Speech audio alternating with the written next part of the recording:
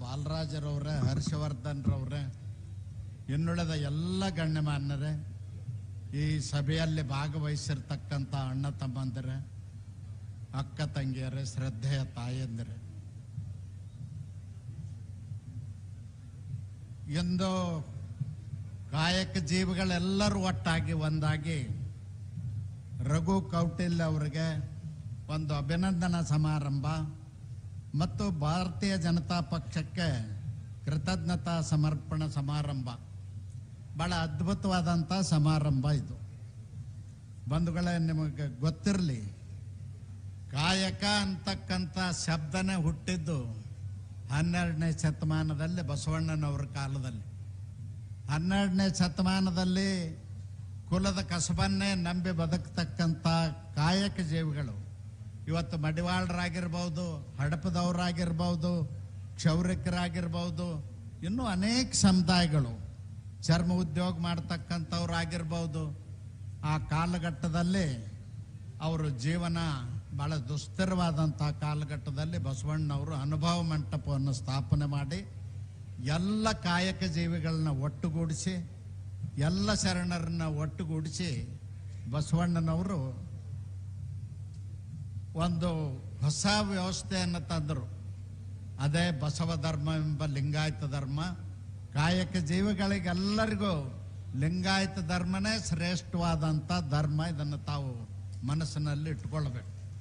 ನಾನು ಯಾಕೆ ಮಾತನ್ನು ಹೇಳ್ತೀನಿ ಅಂದ್ರೆ, ಯಾರನ್ನ ಮುಟ್ಟಿಸ್ಕೊಳ್ತಿದ್ದಲ್ಲೋ, ಯಾರನ್ನ ಊರೊಳಗಡೆ ಬರ್ತಿದ್ದಲ್ಲೋ ಅಂಥ ಜನರಿಗೆ ಬಸವಣ್ಣನವರು ನ್ಯಾಯವನ್ನು ಕೊಡೋದಕ್ಕಾಗಿ ಕ್ರಾಂತಿಯನ್ನು ಮಾಡಿರ್ತಕ್ಕಂಥದ್ದು ತಮಗೆಲ್ಲರಿಗೂ ಗೊತ್ತಿರ್ತಕ್ಕಂಥ ಸಂಗತಿ. ಈ ಸಂದರ್ಭದಲ್ಲಿ ನಾನು ರಾಜ್ಯ ಅಧ್ಯಕ್ಷರಾಗಿರ್ತಕ್ಕಂಥ ವಿಜೇಂದ್ರ ಅವರಿಗೆ ಮತ್ತು ಪ್ರತಿಪಕ್ಷದ ನಾಯಕರಾಗಿರ್ತಕ್ಕಂಥ ಅಶೋಕ್ರವ್ರಿಗೆ, ಚಲವಾದಿ ನಾರಾಯಣ ಸ್ವಾಮಿ ಅವ್ರಿಗೆ, ನಮ್ಮ ಪಕ್ಷದ ಎಲ್ಲ ಮುಖಂಡರಿಗೆ, ನಾಯಕರುಗಳಿಗೆ ಅಭಿನಂದನೆಗಳನ್ನು ಸಲ್ಲಿಸ್ತೇನೆ. ಯಾಕಂದ್ರೆ ಮಡಿವಾಳಕ ಸಮಾಜ ಸೇರಿದಂಥ ರಘು ಕೌಟಿಲ್ಯ ಅವ್ರನ್ನ ಗುರುತಿಸಿ ಅವರ ಸೇವೆಯನ್ನು ಪರಿಗಣಿಸಿ ಅವರಿಗೆ ಇವತ್ತು ರಾಜ್ಯದಲ್ಲಿ ವಿಧಾನ ಪರಿಷತ್ತಿನ ಶಾಸಕರನ್ನಾಗಿ ಮಾಡಿರ್ತಕ್ಕಂಥದ್ದು ಒಂದು ಯೋಗ್ಯವಾದಂಥ ಮತ್ತು ಸ್ತುತ್ಯವಾದಂಥ ಕೆಲಸ ಅಂತೇಳಿ ನಾನು ಹೇಳಲಿಕ್ಕೆ ಬಯಸ್ತೇನೆ.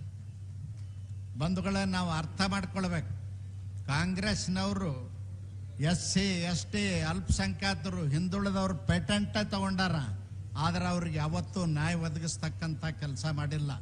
79 ವರ್ಷದ ಇತಿಹಾಸದಲ್ಲಿ ಮಡಿವಾಳರಿಗೆ ಒಬ್ಬರಿಗೂ ಒಂದು ಪಂಚಾಯತಿ ಮೆಂಬರ್ ಮಾಡಲಿಲ್ಲ ಕಾಂಗ್ರೆಸ್ನವ್ರು, ನಿಮ್ಗೆ ಗೊತ್ತಿರಲಿ. ನಮ್ಮ ಪಕ್ಷದಿಂದ ಹಿಂದೆ ರಾಯಚೂರು ಜಿಲ್ಲೆಯ ಶಂಕರಪ್ಪನವ್ರಿಗೆ ಮಾಡಿತ್ತು.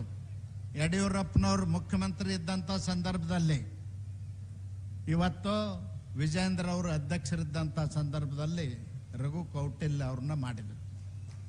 ಕಾಂಗ್ರೆಸ್ನವರು ಯಾವತ್ತೂ ಕೂಡ ಹಿಂದುಳಿದ ವರ್ಗದ ಪರವಾಗಿಲ್ಲ.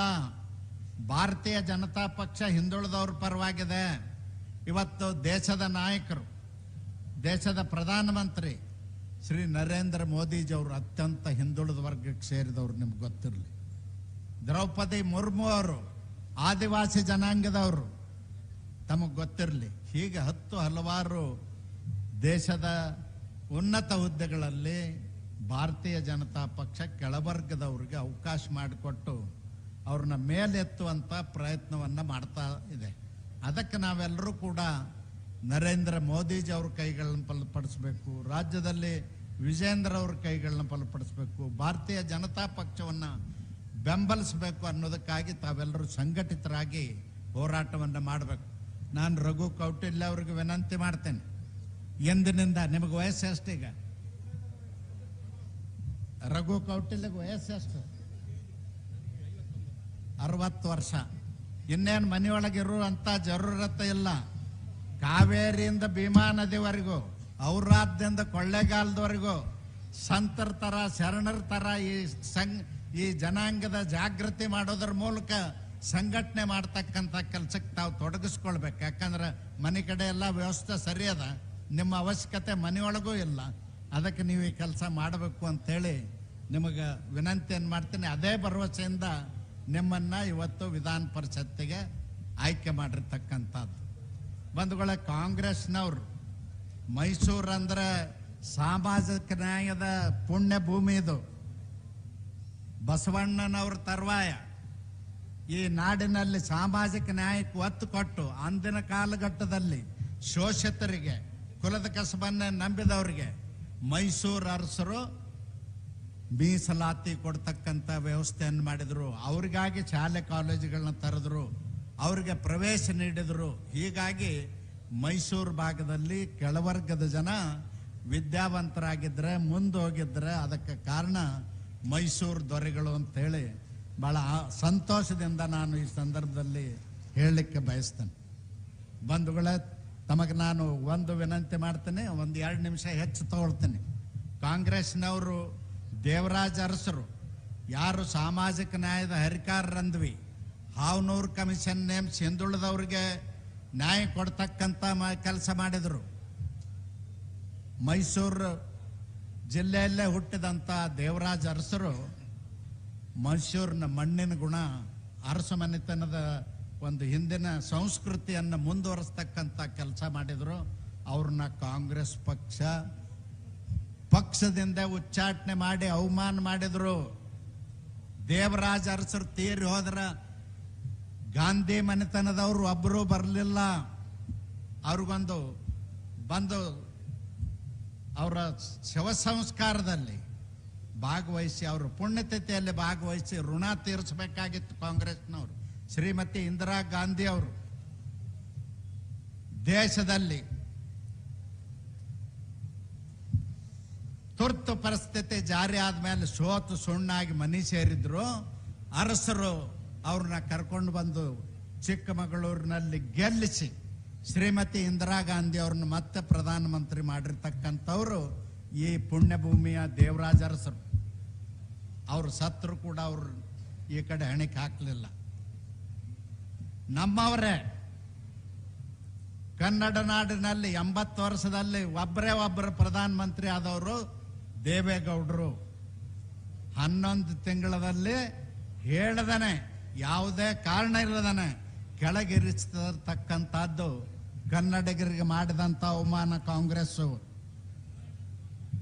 ಇವತ್ತು ಮೊಸಳೆ ಕಣ್ಣೀರು ಸುರಿಸ್ತಾ ಇದ್ದಾರೆ. ಬಂಧುಗಳೇ, ಈ ದೇಶದಲ್ಲಿ ಮಂಡಳ ವರದಿ ಜಾರಿಗೆ ಮಾಡಿದವರು, ಮಂಡಳ ಆಯೋಗದ ವರದಿ ಜಾರಿ ಮಾಡಿದಂಥವ್ರು VP ಸಿಂಗರ್ನ ಹೊರಗೆ ಹಾಕಿ ಅವಮಾನ ಮಾಡಿದಂಥವ್ರು ಕಾಂಗ್ರೆಸ್ನವರು. ಇವರು ಯಾವತ್ತೂ ಕೂಡ ಕಾಂಗ್ರೆಸ್ನವರು ದೀನ ದಲಿತರ ಪರ, ಹಿಂದುಳಿದವ್ರ ಪರ ಅಲ್ಲ. ವೋಟ್ ಬ್ಯಾಂಕ್ ರಾಜಕಾರಣಕ್ಕಾಗಿ ಕೆಟ್ಟ ಕೆಲಸವನ್ನು ಮಾಡುತ್ತಾ ಬಂದಂಥವ್ರು. ದೀನ ದಲಿತರ ಉದ್ಧಾರವನ್ನು ಯಾವತ್ತೂ ಕೂಡ ಬಲಸದೇ ಇರುವಂಥವರು ಕಾಂಗ್ರೆಸ್ನವರು. ಬಂಧುಗಳೇ, ಇವತ್ತು DK ಶಿವಕುಮಾರ್ ಅವ್ರ ಸರ್ಕಾರ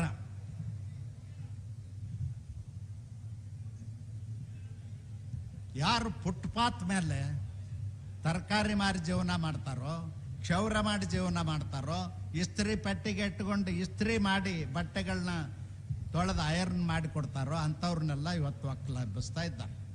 ನಾನು ಸ್ವಚ್ಛ ಮಾಡ್ಲಿಕ್ಕೆ ಬ್ಯಾಡ ಅನ್ನೋದಲ್ಲ, ಫುಟ್ಪಾತ್ ವೆಕೆಟ್ ಮಾಡ್ಲಿಕ್ಕೆ ಬ್ಯಾಡ ಅನ್ನೋದಲ್ಲ, ಆದರೆ ಅವ್ರಿಗೆ ಪರ್ಯಾಯ ವ್ಯವಸ್ಥೆಯನ್ನು ಮಾಡಬೇಕಾಗಿತ್ತು ಅನ್ನೋದು.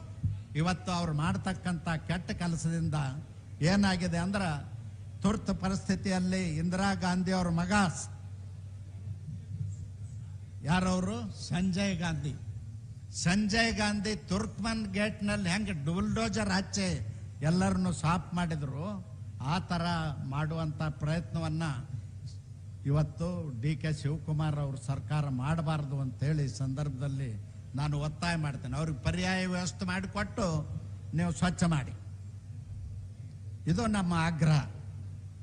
ಬಂಧುಗಳೇ, ಅಷ್ಟೇ ಅಲ್ಲ, ಇವತ್ತು ರಾಜ್ಯದಲ್ಲಿ ಸರ್ಕಾರ ಬದಲಾವಣೆ ಆಗಿದೆ. 3 ವರ್ಷಗಳ ಕಾಲ ಈ ರಾಜ್ಯದ ಅಭಿವೃದ್ಧಿಯನ್ನು ಮಾಡದೆ ಹೆಚ್ಚು ಭ್ರಷ್ಟಾಚಾರ ಮಾಡಿ ಇವತ್ತು ರಾಜ್ಯವನ್ನು ಅಧೋಗತಿಗೆ ಒಯ್ದಂಥವರು ಕಾಂಗ್ರೆಸ್ನವರು.